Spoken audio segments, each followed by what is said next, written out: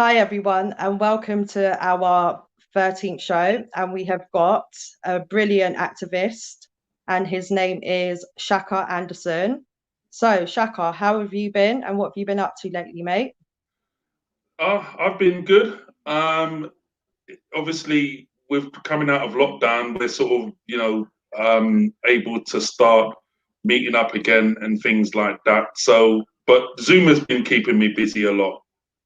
Although, we've been having certain meetings with different groups, obviously not Labour Party groups, but, like our BAME groups, we've been still having the meetings and still just chatting amongst ourselves and just making sure that we come out of this purdah a bit wiser.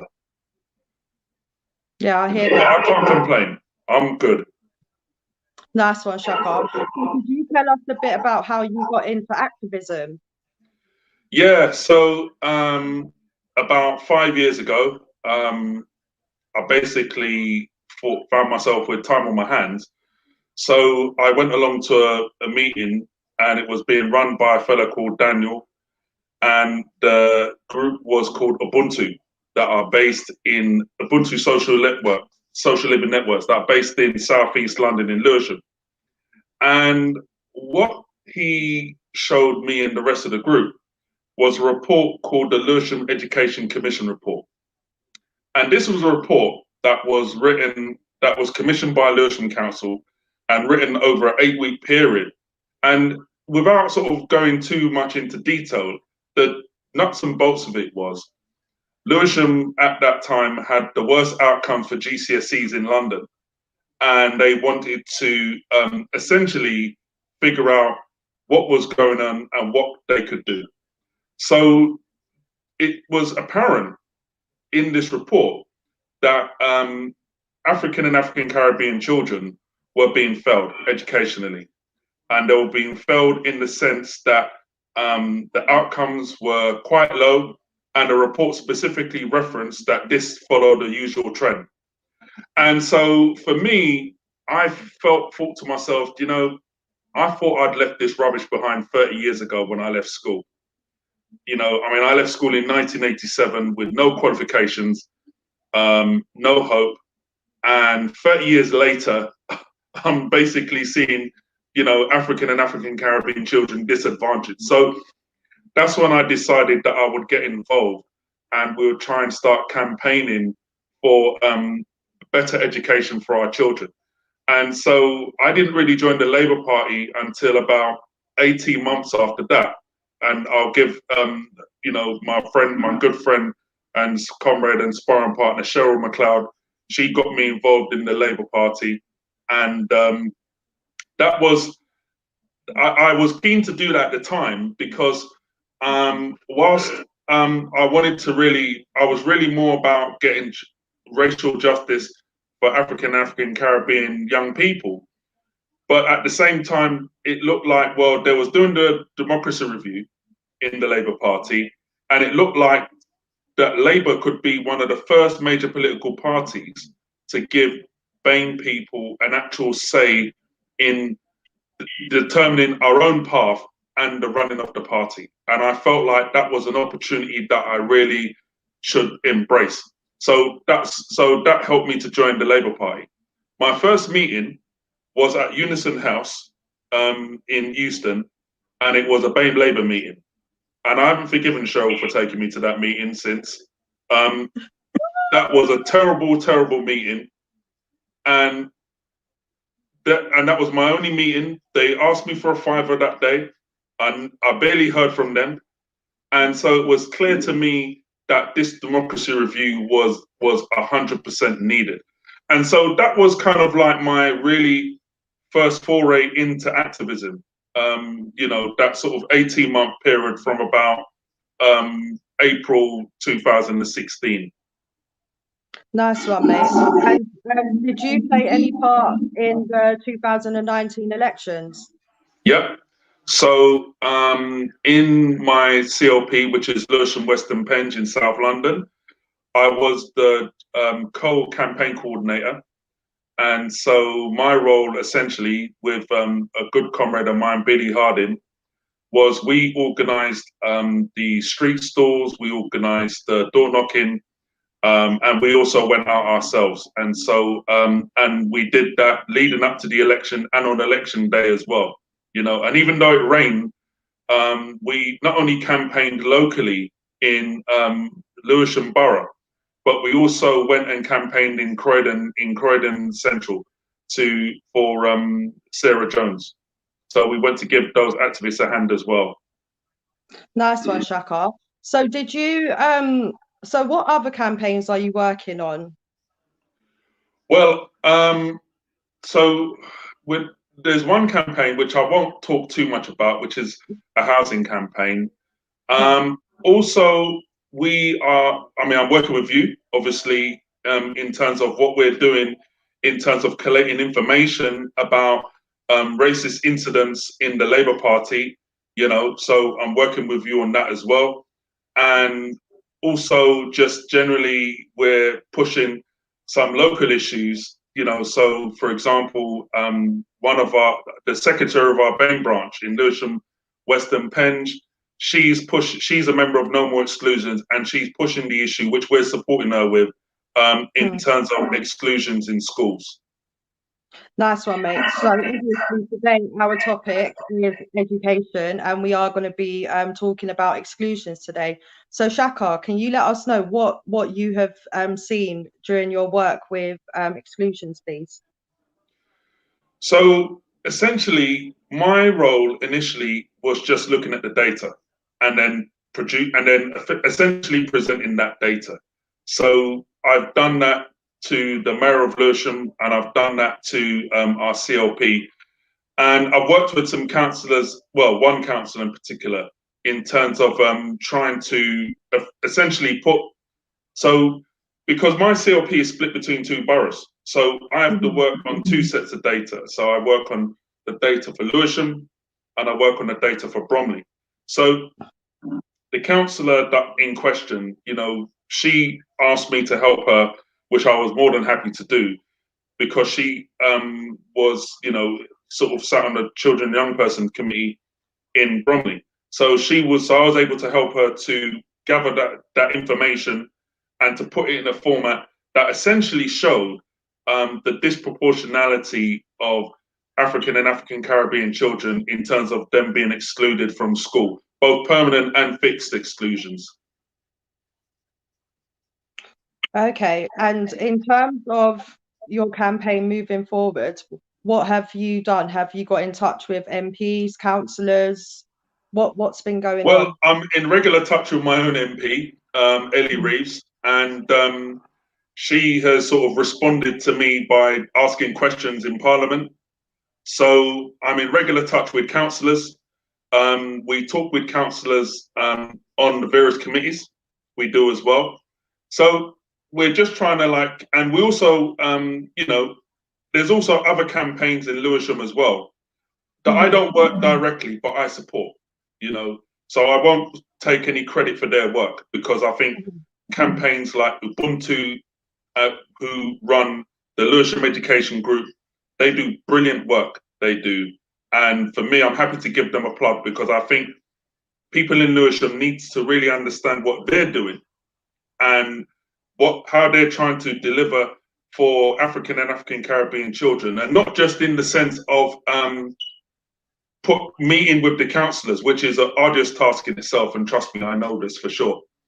But also working with, also they work with the parents, they work with children. So it's not just the case of just blame the council. You know, they are just a very dynamic, proactive group, and I don't work with them, but for me, I think that people need to get to know who they are, so that they can really see the good work that they do.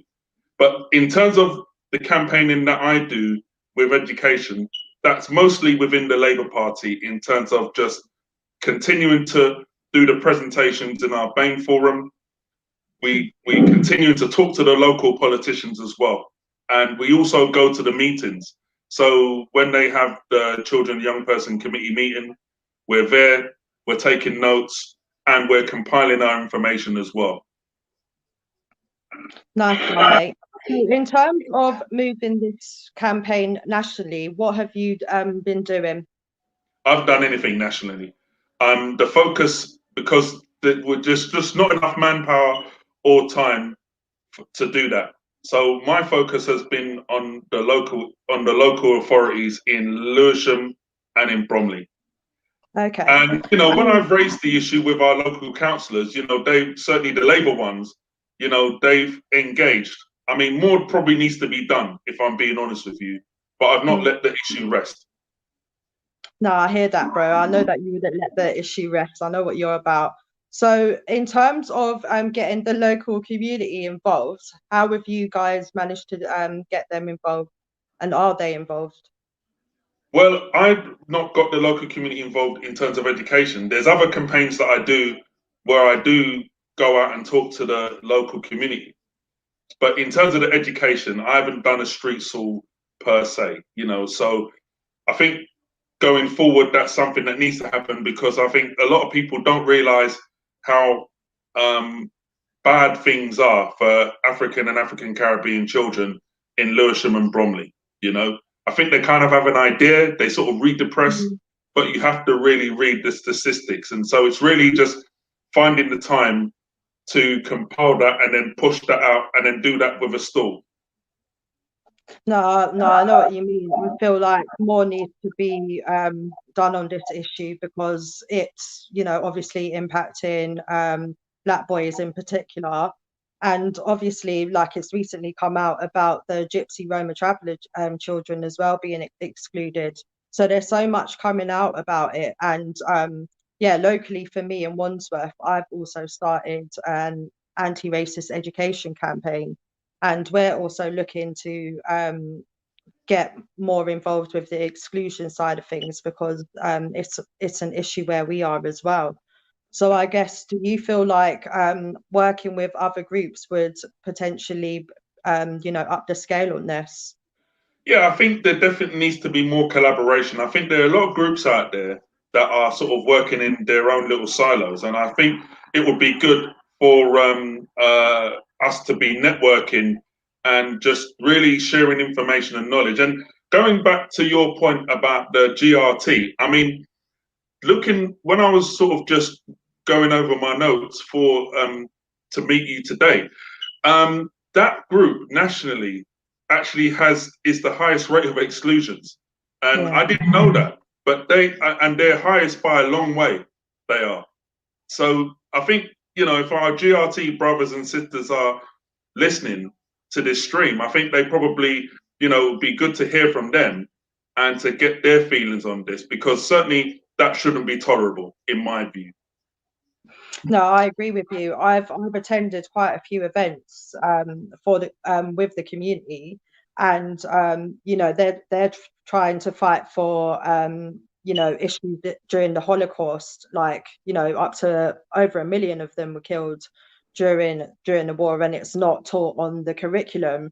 So they're fighting so much in terms of being included even on the curriculum, and also trying to fight the fact that they're 9 times more likely to be excluded from schools as well. It's just absolutely disgraceful what's going on.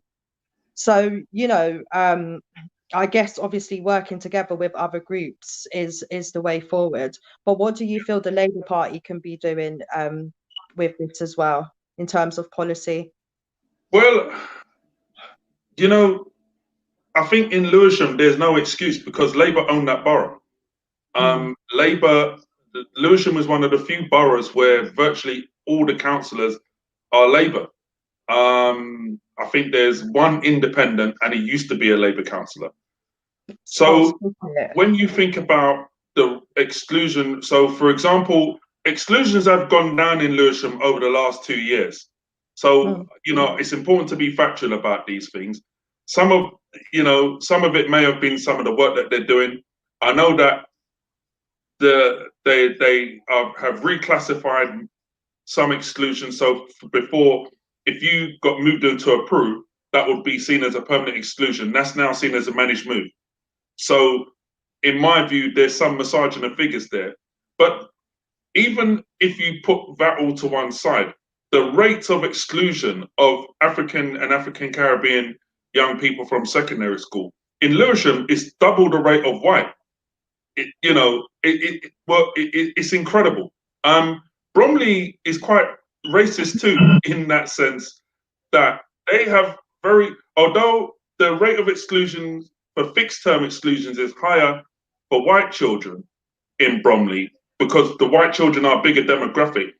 For permanent exclusions, the rate is higher and quite a bit higher. But in Lewisham, it's just higher all round for black children over white children. And what I have to explain is that because what some people will say is, but there's more black children in Lewisham. And that is absolutely true. But what you're looking at is the ratio between the head count of the children and how many of that group are excluded. And then that gives you the rate. And that rate far exceeds the white children it does in Lewisham. So they've proposed various things over the years. The education attainment is still very poor in Lewisham for African and African Caribbean children.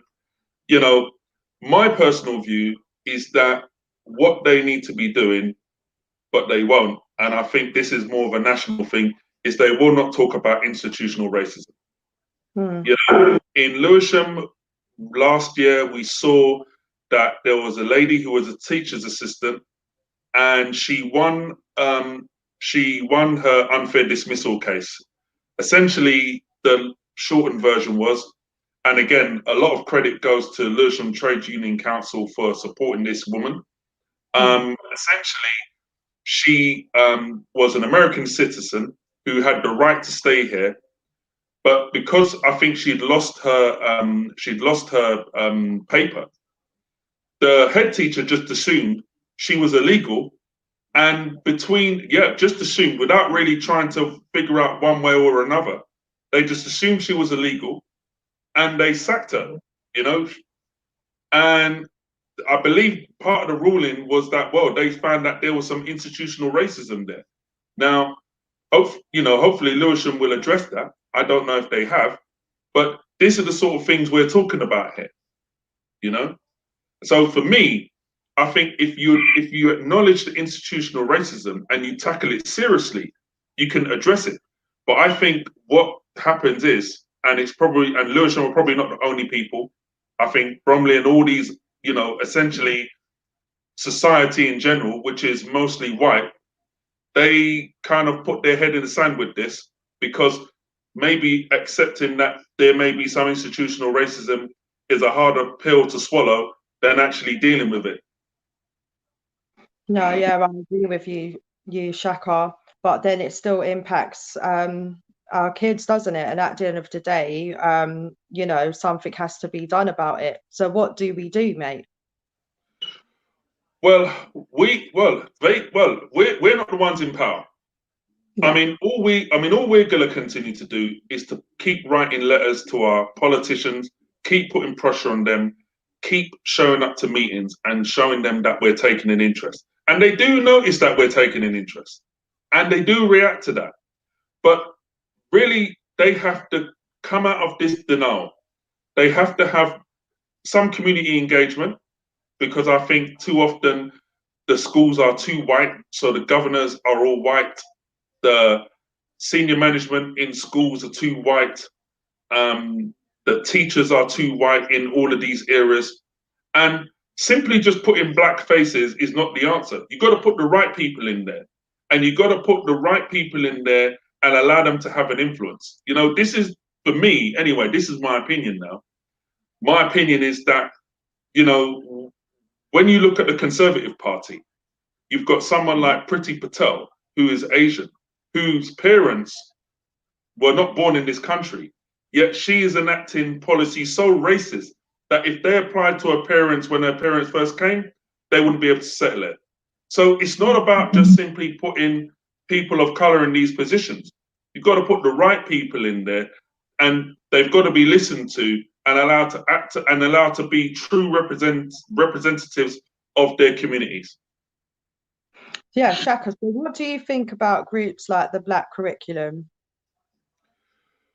Well, I think we do need a black curriculum, but I think it needs to not just be on in October. I think it needs to be part of, because black people in this country have a rich history, not just in terms of the Holocaust, the African Holocaust that happened to us and for 200 years, but also in this country, because even during those times, we had educated people living in this country and contributing to this country. And, we don't really hear enough. I remember my son about 10 years ago, he wanted me to give him a hand with Black History Month. And he lived in a very sort of well-to-do area. And I said, okay, son, we're going to write about Marcus Garvey. And we sat down, we went on the internet, we did a little bit of research, and we wrote like an A4 sheet of paper about Marcus Garvey. And what I found what was sad was that he said to me, Dad, I got a smiley face and a star. I said, that is brilliant, son. And he goes, well, I was the only one that wrote about something other than Bob Marley. And this is the limit of a lot of people's information about Black people, stereotypes. And this is the problem why we get the ignorance, because white people don't really open their minds to how Black people are human beings and have contributed to the history of this country, how we contribute to the history in Egypt with the pyramids, how we had the Moors, etc., etc. There's so much rich Black history. It should not be limited to a month. So I totally support that idea. Yeah, I feel that more history should be taught in terms of Black people, and not just the negative sides of it, the positives as well. Like, we was here during the Victorian times, for God's sake, do you know what I mean? And I just feel that like more of that needs to come out rather than just the same old slavery. And it's even come out the other day that the soldiers weren't commemorated, do you know what I mean, from the First World and the Second World Wars as well. So there's so much history out there. I just feel like it should be put out there for children to be educated about it. So, Shaka, Well, yeah. yeah, go on, mate. No, what was you going to say? What was you going to say? No, I was just going to say, like, moving forward, do you feel like we should be pushing for more of these things to be out there regularly rather than just a month? 100%. I mean, look, I'm not sure that the education itself would cure people of racism per se, but I think what it needs to do is to take away the excuses for the reasons why people have stereotypes. Because the reason why people have stereotypes is because they don't know any better. And what we have to do is we have to at least, because if people choose to still believe the stereotypes, even once they've told, there's nothing we can do about that. But what we actually have to do is at least put that information out there so people have a better understanding of that really their beliefs about Black people are based on racial ignorance. Yeah, thank you, Shaka. So, Shaka, my friend, what are your plans moving forward? What are you going to be up to? Well, I'm not planning to run for office, if that's what you mean. There's no chance of that. I mean, personally, look, I'm willing to support, and I have supported people recently, in terms of recent selection panels. And I'm willing to campaign for people if I feel like, what, I feel like you're going to actually be a voice for us. And, but what I don't really see myself as doing is compromising certain principles, because when you think about the Labour Party at the moment, I think before the new leadership, it was difficult enough to try and convince Black people to join the Labour Party. Because the thing is that politics is a way of trying to change things, as you well know, Andrew. I don't need to tell you that, right?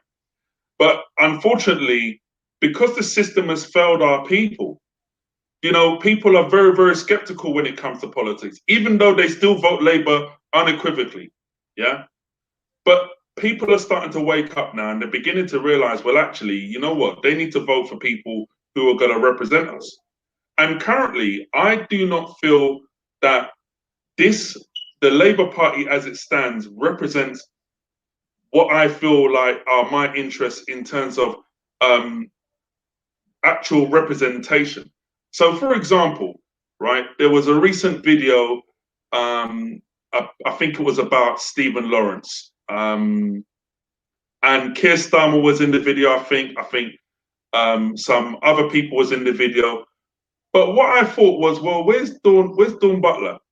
Where's Clive Lewis? Where's Diane Abbott? Why are these people not in the video? And people like Diane Abbott has been on the front line from day one and is still on the front line.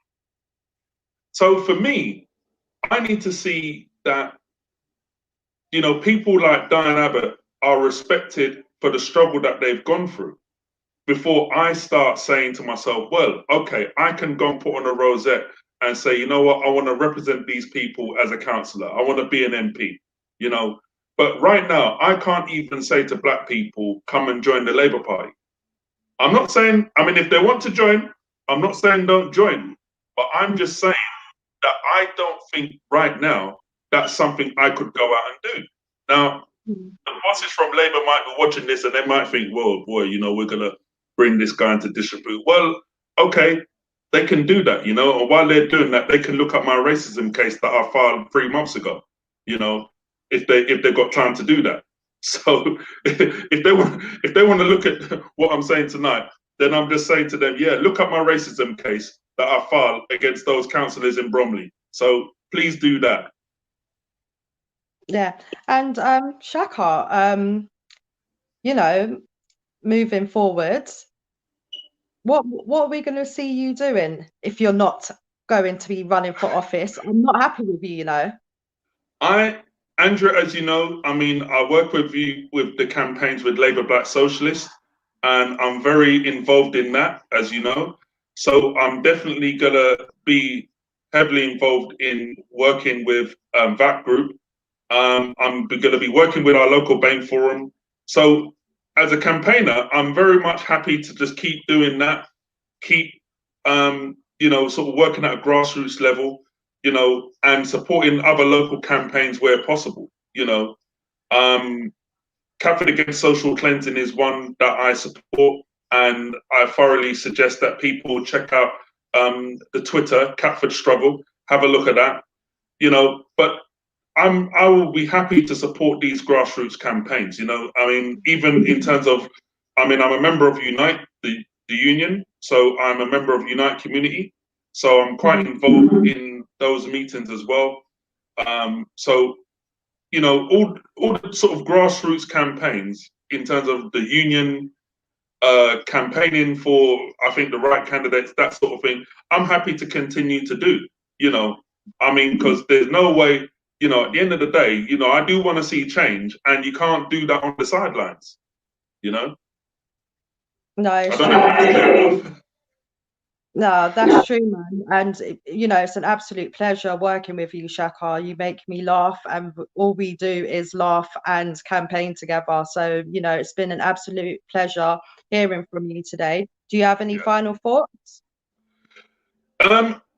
Not really, but just love to you, you know, love to the LBS family, and love to my fellow lefties out there. You know, let's just you know, keep the pressure up with these people who think that they're doing a good job, but they're doing a terrible job.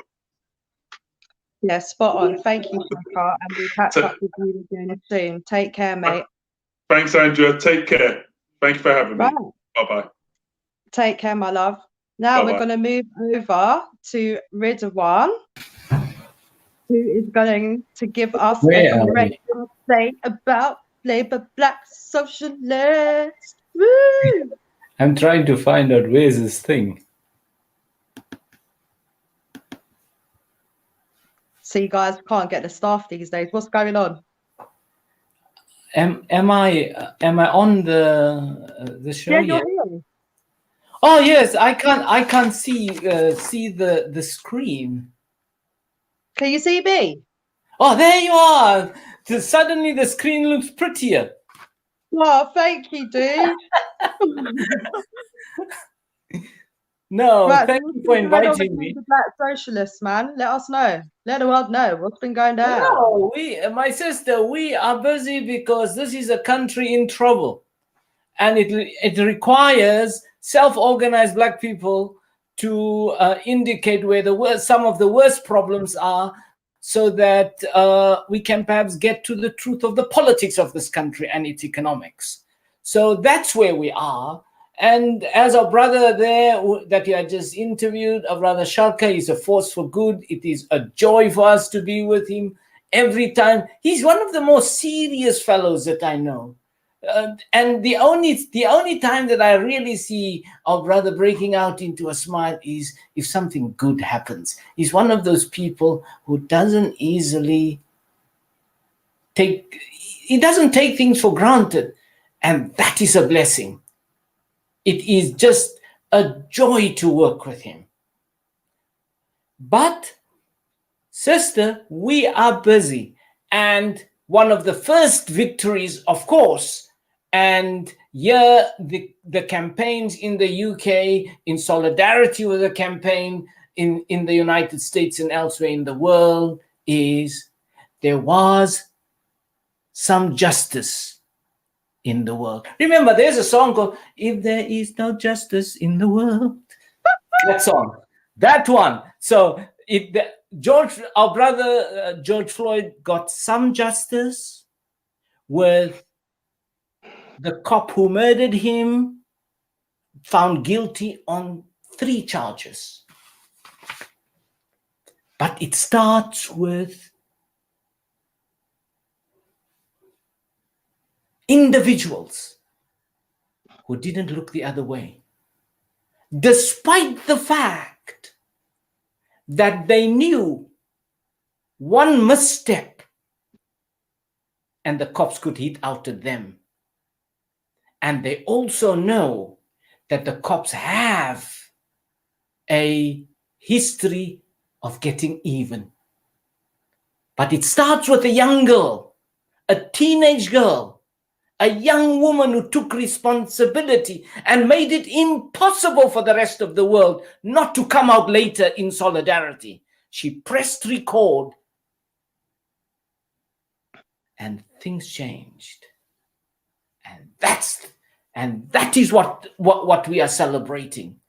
The power of individuals to put a pebble in the pond and the ripples go out to the shore, not knowing where it will end. But the teenage lady took responsibility for what she could do. She could only press the button. And that is what the racists and the powerful and the elitist and the incestuous connected don't want. They don't want ordinary people to believe that we can change the world. But we need to be in movement, and we need to be organized, and we need to be as busy as you. You are at one or other campaign every other day, and you drive yourself to exhaustion. But the issue is not police violence in the United States. Labour Black Socialists is involved with people on an international scale because police violence is an international issue. You look at Hungary, you look at France, elsewhere in Europe, Germany, you look at the UK. In 50 years, how many people have died in police custody? Malcolm X tells us, think globally, but act locally. So we're in solidarity with the people who are being murdered by police who are not being held to account. But our responsibility politically is right here. And the question that we have to ask is, why is it that it appears that people do die in police custody in the UK? And the question for us is, in conversation with what has happened in the United States, how many police have been sent to prison? Exactly. That is the question. And the point is, why are no politicians asking that question? And here, I'm a proud member of the Labour Party. And it's not for me to talk about other parties. I talk about the Labour Party. The Labour Party was going to look the other way, as the police were going to be given the authority to infiltrate our organizations. And if the police were going to exceed political and moral and legal authority abroad, the police and the soldiers, they were going to have immunity. That is what led to the death of our martyr George Floyd. So we are here in this campaign. It will still be a long campaign. It will be a campaign in solidarity with people elsewhere in Europe, because we need to make a bit of trouble in Europe. You go into the banlieue in France, people die at the same rate, because the police in France have an occupied colonial state of mind. They still think that they are policing Algeria, occupied Algeria. When they go into banlieue, there are multiple republics in France. And we need to stand, and we are standing in solidarity with people there. So this is a campaign that is still going. There is unfinished work, because the politicians in the Tory party, where they kill the bull, that leads to the kill the bull protests, they want to outlaw our duty to ask awkward questions. They want to make it impossible for trade unions, when their members are fired and rehired on worse conditions of employment, they want to make the police must ask the trade union activists, and the workers must ask the police, Mr. Policeman, can we please have a protest? This is ridiculous stuff. Nothing is going to change. And the conditions that workers have had until now were hard fought for. And no policeman ought to have the right to tell you, yes, you can. As if in the movie Oliver, can I have more, sir? That kind of stuff doesn't work. And when it comes to the GRT, the Gypsy, Roma, and Traveler people, we remain in that, because that is not a campaign about Gypsies, Roma, and Traveler communities. That is a question in Labour Black Socialists that ask, what type of human beings are we? That we allow a people for whom movement is constitutive of their sense of who they are, being able to be mobile is not them wanting to be convenient with other people. It is fundamental. Their moving across Europe predates the establishment of the United Kingdom. And our involvement remains there because it is not only about them. It is about the type of human beings we are. And therefore we stand in solidarity. And then the campaign that I can say a lot more things about this very bad bill. It is going to keep us busy for some time because this bill must be destroyed. It is fundamentally terrible for Black people in particular, because when it comes to being a suspect, when it comes to being arrested, charged, remanded, imprisoned, you just get a bad deal. as the Lammy report says, not Labour Black Socialists. And David Lammy is not one of the most radical of black people. He says that your skin color appears to mediate your interface with the criminal justice system. If you're white, you might be all right. If you're black, it's trouble. And that must change. So we're going to remain in that campaign. As far as the homeless campaign, we have champions there. People who are waking up every day, wanting to make the world a better place for people. There is no political capital for councillors and MPs to say, we're going to have a humane, a decent, a fair, a just policy towards homeless people, towards rough sleepers, towards undocumented migrants, towards people from the GRT communities. There is just nothing. They believe that it is about whether or not they can get more votes. But I'm a practicing Muslim who goes to the Bible, and I look at Matthew, where Matthew says that the best of thee is he and she who looks out for the least of thee. And if I look carefully at the Bible again, then I see Jesus loves widows, orphans, and rough sleepers. So these Judeo-Christians in the House of Parliament, and we have a monarch who is the head of the Church of England.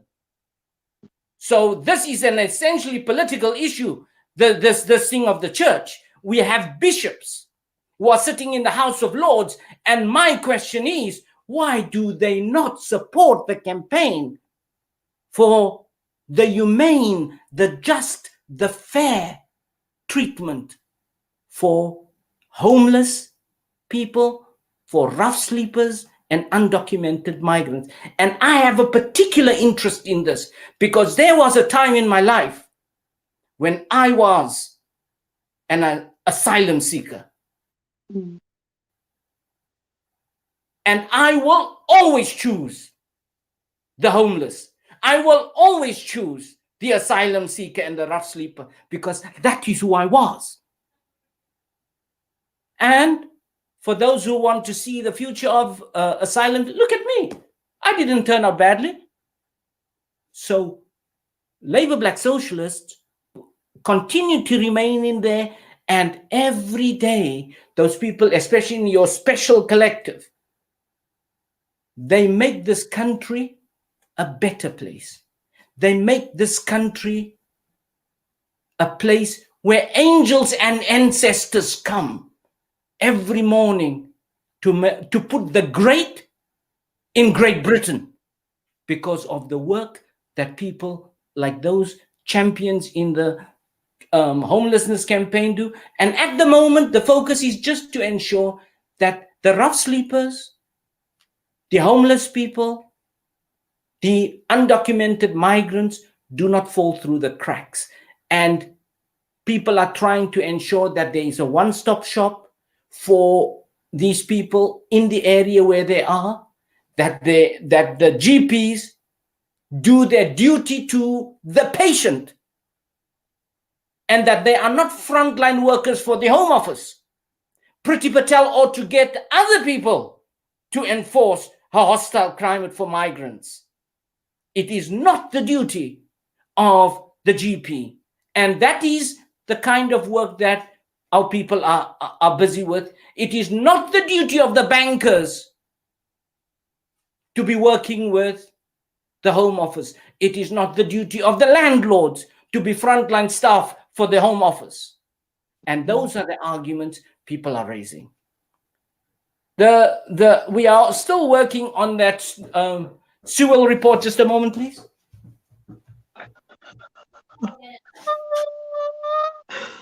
Right, wow. Sue will report.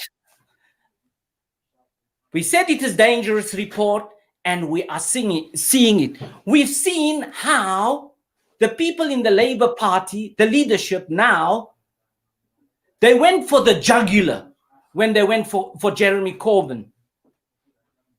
We knew that a consequence of this report was going to be that they were going to go for high-profile targets and change the funding arrangements. And guess what?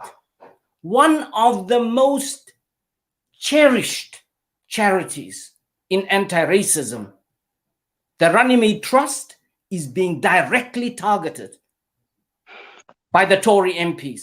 They have asked that the Charity Commission investigate the Runnymede Trust on whether or not they are doing activities incompatible with their status as a charitable organization. They are wanting to cut off the legs of anti-racist activism. And we stand in solidarity with the Runnymede Trust. Mm-hmm. And the MPs who are thinking that this is the end of it, we've got news for them. There are other people who are in solidarity as well. And we remind them, there are charities who are collecting money for charity in the UK and spending that money in violation of international law in a country that I will not mention, because that gives me the space to freely discuss the issue. When the Charity Commission is brought to their attention about those organizations, then they have diarrhea. But when they want to investigate the Runnymede Trust, then they just have a backbone.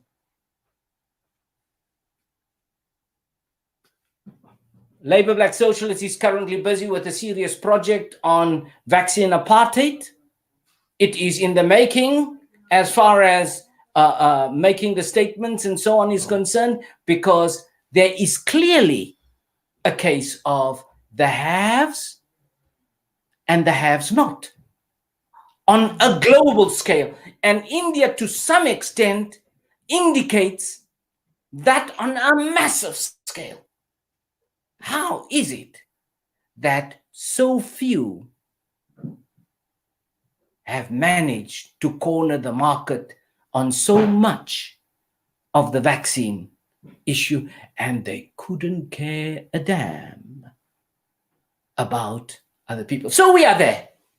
Then our people, people in our group have our sister Delia and company. They've had another demonstration over the weekend about the incinerator, because it is a fundamental question. Why is it appropriate that the incinerator be expanded and located in Enfield, but it is not fit and proper for it to be located in Cambridge? And now, and there's a deafening silence. One would have thought that the people who say that they care for the working class and they care for the underdog and so on and so forth, and even those working class Tories, one would have thought that the working class Tories would also be saying that this is an outrage. But it requires self-organized Black people to be the fulcrum of this in order to advance our own interests. We stand in solidarity, continue to stand in solidarity with our brother, the lecturer at Bristol University, David Miller, as well as Sister Naomi Wimborne Idrisi from Jewish Voice for Labour, because they are going through bad times, but what we do know is they are seasoned campaigners. They are surrounded by love and compassion of activists, but they know that they are taking these blows not for themselves, but for a lot of other people who would otherwise not be able to speak for themselves. And then, of course, the big one is the Howard Beckett campaign. we said that we are standing in solidarity with a brother and that we will defend him against the smears that were to come. And then people were saying, oh, what do you mean smears? You are now just manufacturing issues which are not there. Really? We take our benchmark when it was possible that Corbyn could become prime minister. And he didn't become prime minister for any other reason except there are people still in the Labour Party who undermined that campaign, and Labour Party lost by about 3,000 votes. So we said that our brother was going to face smears like Corbyn when it was openly discussed in the time of Corbyn possibly becoming prime minister that a military coup by the military and by the intelligence services was likely. And moreover, at a very public conference, someone actually said the assassination of Corbyn would not be unwelcome. The person leading that conference did not say they dissociate themselves from these expressions of intended violence. The person said, remember, you are being recorded. Now that was at the time of Corbyn. And these things are not, the videos are online. And the people that I'm talking about, they know who they are. And our brother has made a superb rebuttal of the smears against him. But guess what? There are still 2 months to go, 3 months to go of smears to come, because the smears that he is facing, you cannot do that on a trade union budget. This is deep state stuff. This is the same constituency that didn't want Corbyn to be the leader of the Labour Party or Corbyn to become prime minister. This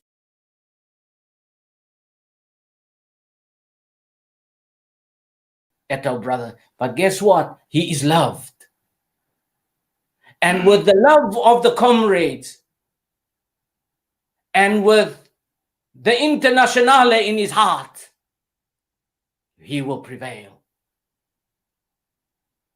And the other thing is, there's a senior Labour Party MP who is complicit with apartheid, an open secret that the leadership does know about, that they are unable or unwilling to do anything about.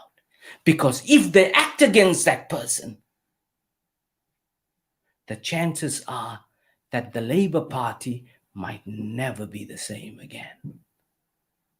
And this leadership knows what I'm talking about. There are no secrets that I'm letting out. They know what I'm saying because they have been approached by at least 100 people about this case. So if this leadership were to be morally consistent, honest, decent, and courageous, they would act. And lastly, we stand in solidarity with the people in India as COVID is just... But then again, the Prime Minister of this country said the vaccine development program is, the success of the vaccine development program is due to greed and capitalism. And therefore, if you're sitting with the vaccine, it is not the value of the life of the person who needs the vaccine, but the color of the money in the bank that matters. They have the answers, and they're not sharing it.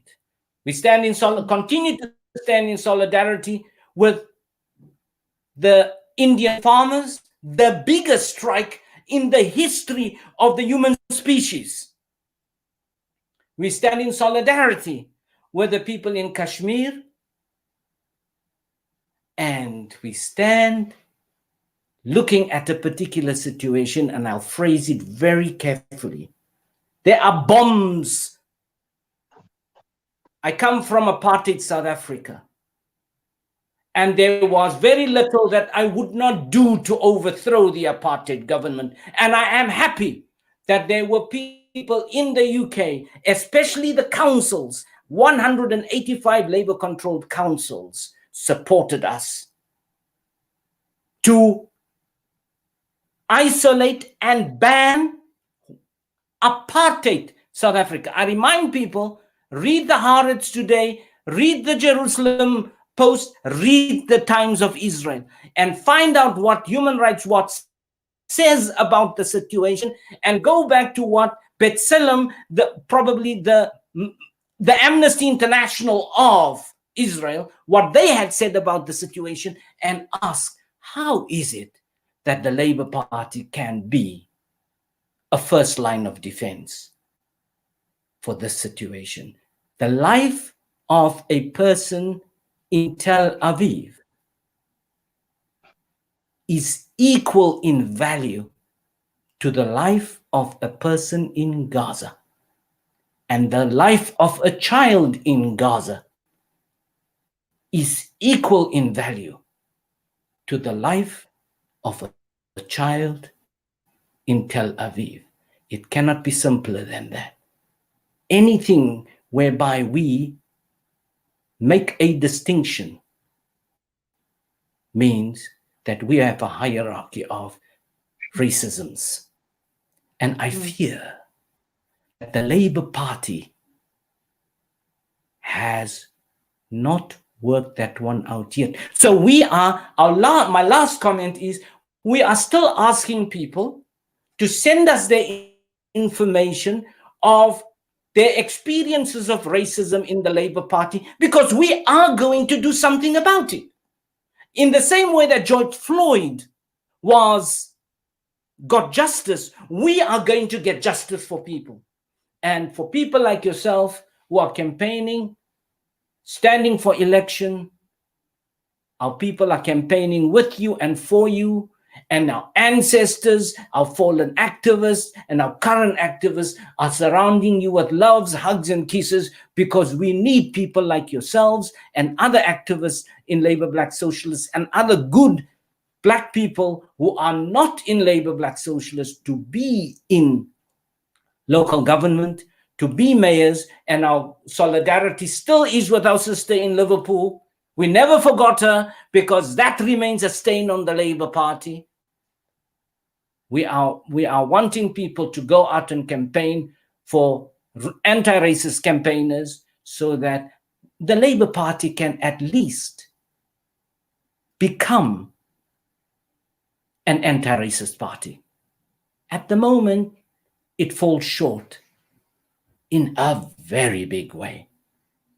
I think that's where we are. We are having fun, sister. Thank you so much. And yeah, Ridwan brought up about the work that we're doing on homelessness. I led on a protest this Saturday that's just gone, and we're currently fighting on a campaign called Support Not Deport. And the campaign's basically supporting asylum seekers and migrants who are rough sleeping, who are now at risk of being deported, because Priti Patel has now brought in a new law from the 1st of December, which basically supports them. And yeah, we're fighting against it.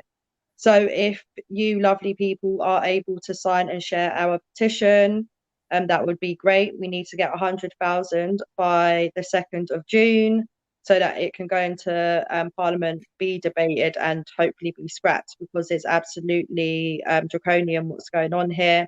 And we do have another protest coming up, so I will keep people informed, and hopefully a lot of you will come down and join us and fight this. So peeps, I will see you next week, and yeah, continue